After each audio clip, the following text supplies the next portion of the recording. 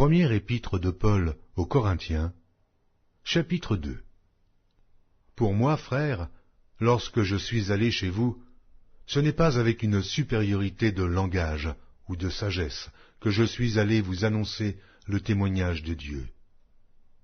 Car je n'ai pas eu la pensée de savoir parmi vous autre chose que Jésus-Christ et Jésus-Christ crucifié. Moi-même, j'étais auprès de vous dans un état de faiblesse, de crainte et de grand tremblement. Et ma parole et ma prédication ne reposaient pas sur les discours persuasifs de la sagesse, mais sur une démonstration d'esprit et de puissance, afin que votre foi fût fondée, non sur la sagesse des hommes, mais sur la puissance de Dieu. Cependant, c'est une sagesse que nous prêchons parmi les parfaits, sagesse qui n'est pas de ce siècle, ni des chefs de ce siècle, qui vont être anéantis.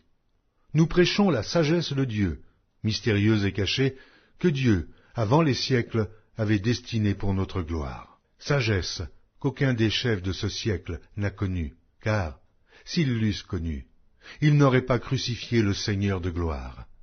Mais, comme il est écrit, ce sont des choses que l'œil n'a point vues, que l'oreille n'a point entendues, et qui ne sont point montées au cœur de l'homme, des choses que Dieu a préparées pour ceux qui l'aiment.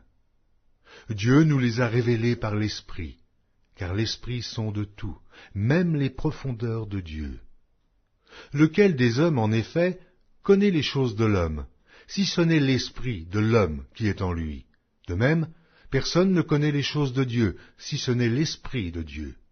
Or, nous n'avons pas reçu l'Esprit du monde, mais l'Esprit qui vient de Dieu, afin que nous connaissions les choses que Dieu nous a données par sa grâce.